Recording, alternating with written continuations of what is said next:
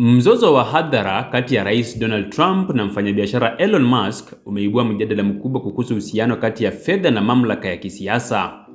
Uhusiano wao uliokuwa wa karibu awali sasa umegeuka kuwa vita vya maneno na vitisho vya kisiasa ambavyo vinaweza kuwa na athari kubwa kwa siasa za Marekani na sekta ya teknolojia. Mnamo mwaka 2024, Elon Musk alimuunga mkono Trump katika kampeni yake ya urais, hasa baada ya jaribio la mauaji dhidi ya Trump. Baada ya ushindi wa Trump, Musk aliteuliwa kuwa mwenyekiti mwenza wa idara ya ufanisi wa serikali DOGE, shirika lililoundwa na Trump kwa lengo la kupunguza matumizi ya serikali na kuongeza ufanisi. Musk alichukua jukumu hili kwa matarajio ya kusaidia katika mageuzi ya serikali na kupunguza matumizi ya fedha za umma. Mnamo Mei mwaka huu 2025, uhusiano kati ya Trump na Musk ulianza kuvunjika baada ya Musk kukosoa One Big Beautiful Bill, mswada wa kodi na matumizi uliopendekezwa na Trump.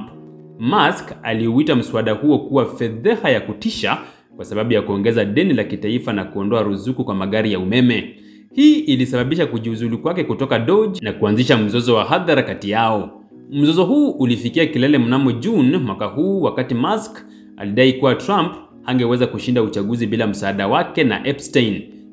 Trump alijibu kwa kumuita Musk mtu aliyepoteza akili na kutishia kufuta mikataba ya serikali na kampuni za Musk kama SpaceX na Tesla. Musk alijibu kwa kutishia kusitisha shughuli za Dragon spacecraft ambayo ni muhimu kwa misheni za NASA.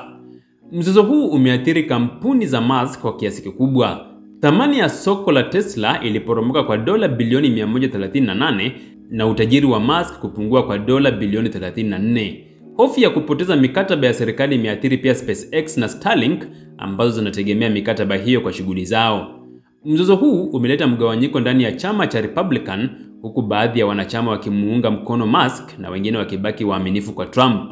Pia umeibua mjadala kuhusu uhusiano kati ya sekta binafsi na serikali na hatari ya kuwa na utegemezi mkubwa kwa watu binafsi wenye ushawishi mkubwa. Mzozo kati ya Trump na Musk unaonyesha hatari ya kuwa na uhusiano wa karibu kati ya fedha na mamlaka ya kisiasa. Inasisitiza umuhimu wa kuwa na uwiano kati ya sekta binafsi na serikali na kuhakikisha kuwa hakuna mtu binafsi anayeweza kuwa na ushawishi mkubwa kiasi cha kuhatarisha maslahi ya umma.